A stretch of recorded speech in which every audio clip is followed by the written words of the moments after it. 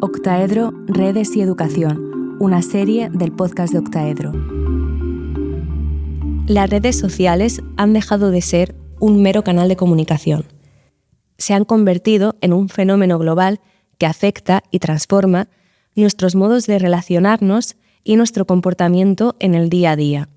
Si pensamos en los más jóvenes, en los adolescentes, las redes han devenido un hábitat cotidiano en el que sociabilizan y construyen su identidad. Pero, más allá de esta aparente familiaridad, pueden ocultar una realidad que se vuelve inmanejable, con una magnitud, una velocidad que desafía su capacidad de control. Además, en muchos casos les expone a situaciones de riesgo, de vulnerabilidad, como puede ser la victimización o el ciberacoso, afectando así a su bienestar emocional. ¿Cuáles son entonces las consecuencias de todo esto sobre la salud mental de los jóvenes? ¿Cómo podemos pensar y llevar a cabo formas de intervención para transformar esta realidad y mitigar su impacto? Hablamos de todo esto con los autores de la obra Cómo investigar en redes sociales con jóvenes, etnografía digital, storytelling. Contaremos con ellos a lo largo de 3 episodios aquí en la serie Octaedro, Redes y Educación. Empezamos hoy entrevistando a Raquel y Julio con el primero de los episodios en el que situaremos el marco general de la investigación que han llevado a cabo y de la cual nace este libro. En la segunda parte profundizaremos en los aspectos éticos y metodológicos de la investigación. En la tercera y última parte abordaremos el análisis y las tendencias observadas en torno a esta compleja vida digital de los jóvenes. Raquel Cordero es profesora titular en Sociología Aplicada y Julio Díaz en Antropología Filosófica en la Universidad Europea de Madrid. Ambos forman parte del Grupo de Conocimiento e Investigación de Problemáticas Sociales de la misma universidad. Os dejamos ya con el episodio. Que lo disfrutéis. Bienvenidos Julio y Rebeca, ¿qué tal? Hola, ¿qué tal? Un placer teneros aquí en Octaedro. Comenzamos por situar los 2 proyectos a partir de los cuales ha surgido vuestro libro. Uno de ellos es el proyecto AI, Driana, desarrollo de una herramienta preventiva a través del storytelling en el marco de una etnografía digital sobre prácticas y experiencias de vulnerabilidad juvenil en entornos digitales. Y el otro proyecto, redes sociales y comportamientos antinormativos en jóvenes entre 13 y 18 años, detención de nuevas formas de dominación, adicción y relación en la sociedad digital. Quería pediros si podéis compartir cuáles eran los objetivos principales de cada uno de estos 2 proyectos para que los podamos conocer un poco. Vale, es importante decir que ambos proyectos se enmarcan en el estudio de los jóvenes. También es muy importante que entendamos que están vinculados al mundo digital para identificar todo lo que tiene que ver con sus posibles vulnerabilidades y comportamientos tóxicos. Y dentro de haciendo como una evolución lógica, comenzamos con el proyecto de Cocridominados para analizar, fundamentalmente identificar los patrones de relaciones de poder, relaciones de adicciones y todas las relaciones que tenían que ver con procesos de dominación y poder que se estaban dando entre esta franja de edad. Después nos decidimos por Adriana. ¿Por qué? Porque la primera investigación que se centró tanto en hacer una etnografía digital en la que se visualizaron 10.000 vídeos, por ejemplo, para ver cuáles eran sus dinámicas en redes sociales y fue acompañado por unos grupos de discusión a diferentes personas de la comunidad investigadora y de la comunidad académica y posteriormente una encuesta, requeríamos la necesidad de saber cómo interactuaban los jóvenes en esas redes sociales, cómo construían su imagen. Y por eso nos fuimos a Adriana con la intención de conocer, ¿no?, cuáles eran las dinámicas de relación e interacción que ellos establecían a través de esas aplicaciones y estudiar a los jóvenes con ellos mismos, para que ellos nos diesen toda esa información, para conocer sus canales de comunicación y de relación. Y a través de ahí poder tender puentes, ¿no?, de comunicación entre las diferentes dimensiones, la comunidad educativa, los progenitores y los jóvenes. Muy interesante y también muy necesario como poner en relación estos diferentes agentes que están implicados, ¿no? También poniendo en el centro la propia experiencia de los jóvenes y haciendo esa relación con familias y con la comunidad educativa. Y a partir de todo este trabajo que habéis desarrollado en los dos proyectos, ¿qué es lo que después habéis abordado en el libro? Bueno, este libro, como bien indica su título, es cómo investigar en redes sociales con jóvenes. Entonces, el ámbito de actuación es las redes sociales, pero no porque los jóvenes de repente en un periodo de su tiempo estén en redes sociales, sino porque cada vez más el tiempo de los jóvenes se involucra en las redes sociales y cada vez más las redes sociales es casi su tiempo integral. Este ámbito de las redes sociales es un ámbito de muchas oportunidades, es un ámbito donde se pueden construir los binarismos que hay que ya es prácticamente milenario del heteropatriarcado. Es un ámbito sobre todo de libertad y de promesas, pero a la vez es un ámbito donde hay muchos riesgos y hay muchos peligros. Y es lo que nosotros en parte hemos estado también analizando. Hoy día lo estamos viendo con todo el ascenso de la extrema derecha, que a partir del uso de determinados algoritmos pues ha ido creciendo exponencialmente. Más referido a los jóvenes, pues vemos que hay problemas de LGTB-fobias, hay problemas de gordofobias, hay todo tipo de relaciones tóxicas y hay también lo que calificamos en el libro como daño social, que no es precisamente el daño jurídico, pero es otro daño que estamos intentando abordar durante todas nuestras investigaciones y que reflejamos en el libro. En el libro tratáis también algunos de los problemas estructurales de la academia que hay hoy en día, lo que llamáis el error fatal del sistema, ¿no? Y en concreto habláis del capitalismo educativo y de la mercantilización del conocimiento. ¿Podríais compartir un poco este fenómeno? Sí, al final del siglo pasado, en los años 90, ya se empezó a atisbar, ¿no?, que había una intromisión muy fuerte del mercado en el ámbito académico educativo y que eso estaba condicionando la forma en la que nosotros, como profesores, investigadores, podíamos educar y podíamos, en este caso, investigar. Por supuesto, con la llegada del COVID todo se fue complejizando y ya no hablamos solamente de un capitalismo educativo, sino de un capitalismo educativo digital, donde las grandes plataformas digitales también estaban presentes en la educación. Esto tiene muchas aristas. ¿Por qué? Porque pensemos que las mismas empresas que interfieren en la educación, bien porque sean, en este caso, dueñas o gestoras, ¿no?, de corporaciones educativas, pues también son las que participan de la inversión de los proyectos en investigación. De tal manera que pasamos de una fase de la formación a la capacitación, donde el conocimiento queda a un lado frente a las habilidades y las competencias, y donde incluso en el ámbito de la universidad, con Bolonia, ¿no?, con el espacio de enseñanza europeo, pues las empresas tuvieron la capacidad de decir qué tipo de egresado universitario querían para luego poderse empleabilizar. Claro, eso tiene un condicionante muy importante. Yo en ese caso, lo que nos piden las empresas es que fabriquemos al futuro empleado, ¿no? Ahí ya empezamos a cuestionar el tiempo que dedicamos a desarrollo del pensamiento complejo y desarrollo el pensamiento crítico. Y esto es algo muy curioso, porque dentro de las competencias de los grados suele estar el pensamiento crítico, pero bajo una ausencia de un pensamiento muy profundo. Y esto impacta en el docente, que tiene que hacer muchas burocracias, impacta en el docente en cuanto que se enfrenta a un cliente más que a un estudiante, impacta en el docente en cuanto que tiene que abrazarse en el sistema de la meritocracia, porque todos los docentes universitarios estamos sometidos a unas acreditaciones que van por puntos, y estas métricas pues hacen que si no participamos de determinadas revistas, de determinadas editoriales, nos quedamos fuera.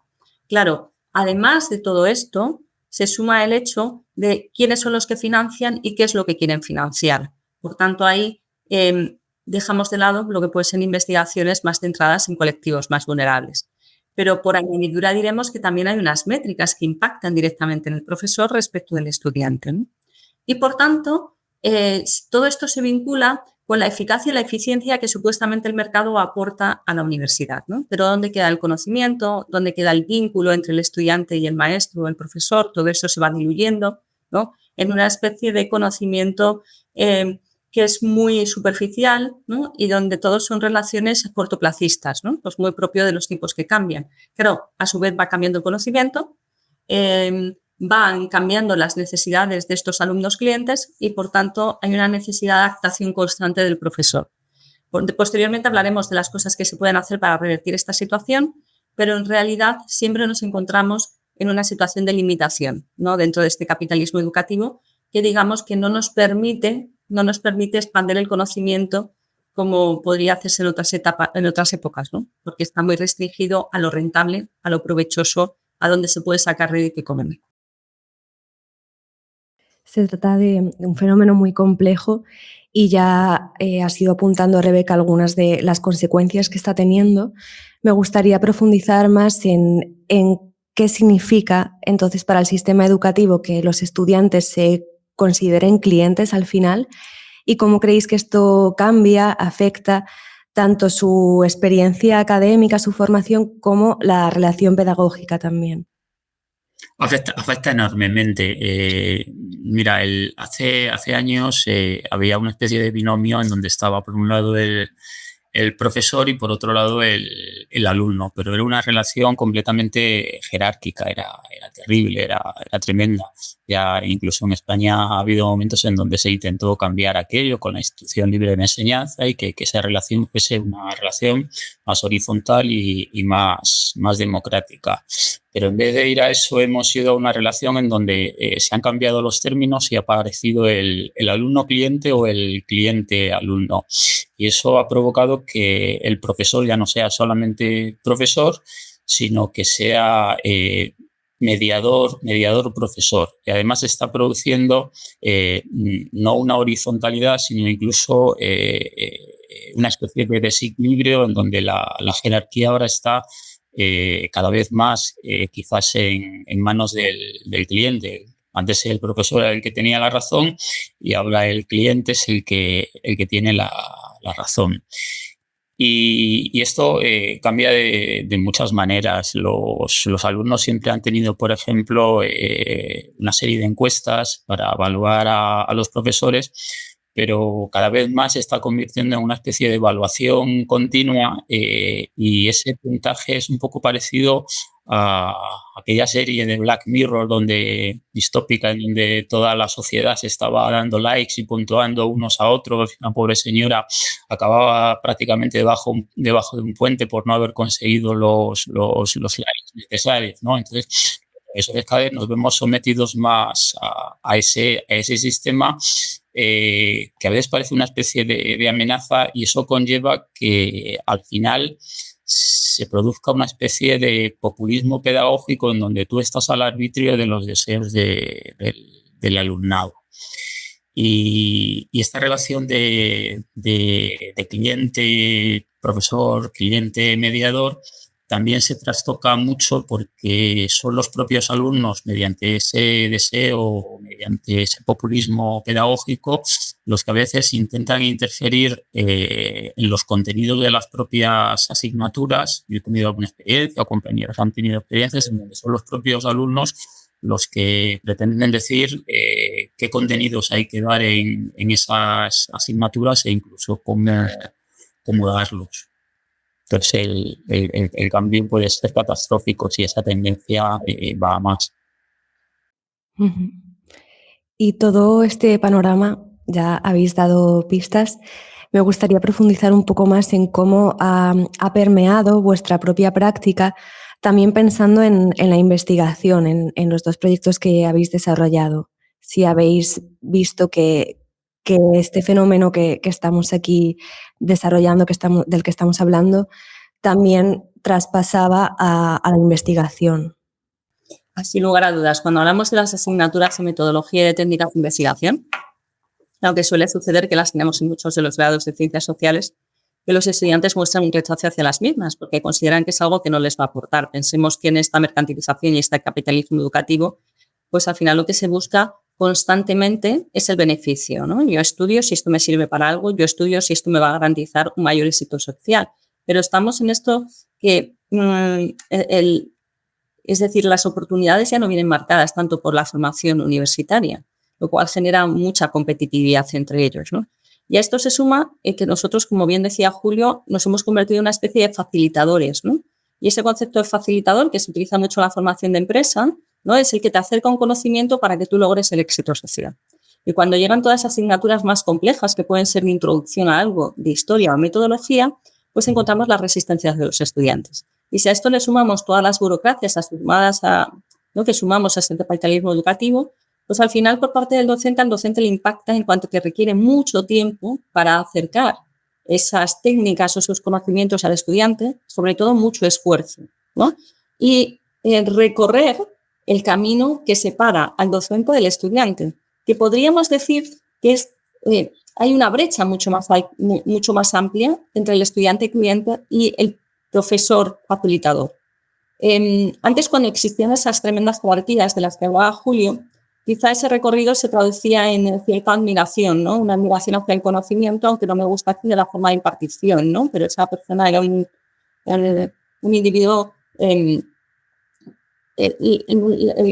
que culminaba todo ese conocimiento. Claro, ahora tenemos la máquina, ¿no? Y las diferentes buscadores pues me proporcionan ese conocimiento y yo tengo aquí un señor delante, una señora delante que me transmite una información que yo podría buscar, que es la falsa creencia del acceso al conocimiento, porque claro, para poder acceder a ese conocimiento tienes que saber cómo buscarlo, esto no siempre es fácil y luego está el algoritmo.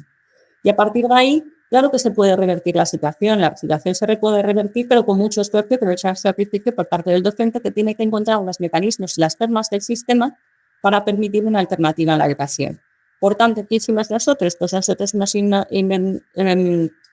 hemos trabajado en Child Reset, una nueva metodología de innovación educativa centrada en el reto a través de la investigación, en exponer al propio joven a retos y a desafíos en la investigación que tienen que ver con necesidades con las que ellos se pueden realizar. Hicimos una investigación sobre perreo parquineo, donde ellos realmente lo que hacían era investigar sus propios espacios de ocio y sus dinámicas de negocio, ¿no? Y también lo hemos hecho a través de las investigaciones con métodos mixtos, alejándonos de ese positivismo, del script que marca de alguna manera la academia y las propias instituciones. El resultado, en este sentido, pues el resultado es muy positivo, los estudiantes se vinculan más, pero nosotros necesitamos mucho tiempo, mucha sincronización entre los docentes para que eso salga adelante y recorrer mucho camino de aproximación hacia el estudiante y que entienda que esto le va a servir hacia el futuro. Sí, plantea bastantes retos y desafíos toda esta situación y más esfuerzo por parte de los docentes o investigadores para poder también movernos dentro de este panorama y un poco también como intentar deshacer más estos puentes de los que estáis hablando. Y por último, me gustaría, volviendo más a la investigación que habéis desarrollado, que pudierais hablar sobre qué tipo de talleres creativos y qué técnicas de storytelling utilizasteis y conocer qué resultados observasteis en cuanto a la participación del estudiantado. Muy bien. Bueno, pues con los talleres de storytelling hemos hecho algo análogo, salvando las distancias, a lo que hacían los antiguos antropólogos o etnógrafos cuando iban a estudiar una población, una etnia lejana. Entonces, el antropólogo cuando iba, más que observar a ellos directamente, les preguntaban por sus mitologías y por sus relatos, porque a partir de ese relato especularmente era fácil saber qué tipo de estructura profunda tenía esa sociedad, qué era lo que rechazaban, qué era lo que anhelaban, en definitiva.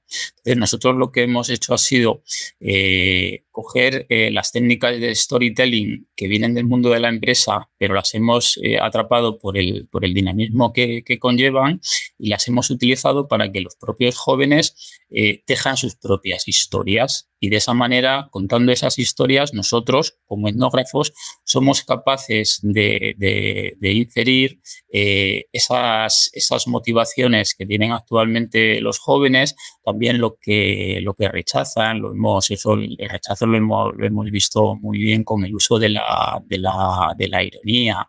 Rechazan los pijos, rechazan los tentosos, todo ello en la figura de Adriana.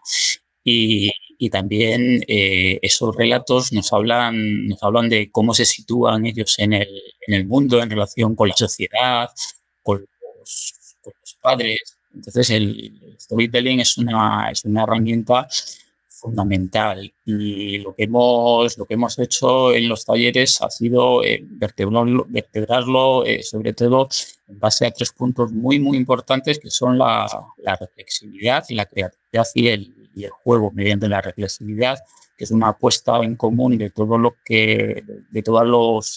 las historias que han tejido, pues ellos han estado hablando, y ahí hemos visto, mediante esa reflexión de lo que han hecho previamente, pues hemos visto todas esas motivaciones que tienen, que es lo que les preocupa, y también basado también en todo lo que hemos hablado del daño social, las gordofobias, las esquetofobias, etcétera, etcétera.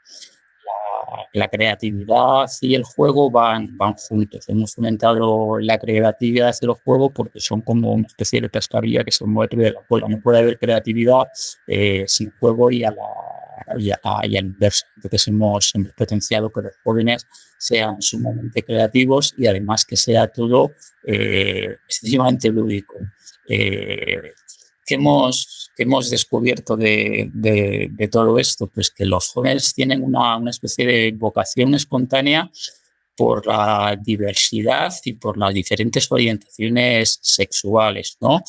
Y también hemos descubierto que en parte tienen ese rechazo hacia lo ostentoso, hacia lo pijo, pero por otro lado también nos ha desvelado, mediante este storytelling, cuál es la mitología que tienen hoy día los jóvenes, cuáles son las mitomanías, y ahí hemos descubierto también que hay una especie de mitomanía muy grande acerca de la ascensión social por medio de la riqueza, que quizás está conectado con lo que hemos visto del docente cliente. El cliente ya es un estudiante que simplemente usa determinados contenidos para ascender socialmente, si cabe, por medio de esos contenidos, para ascender a esa riqueza, que es la gran mitomanía de los jóvenes hoy día. Muy bien, pues muchas gracias, Julio. Hasta aquí el episodio de hoy. Ha sido un placer, Raquel y Julio. Continuamos en la segunda parte explorando otras cuestiones del libro y de vuestra investigación. Ha sido un placer. A ti, gracias, Paula. A ti. Buen día, chao.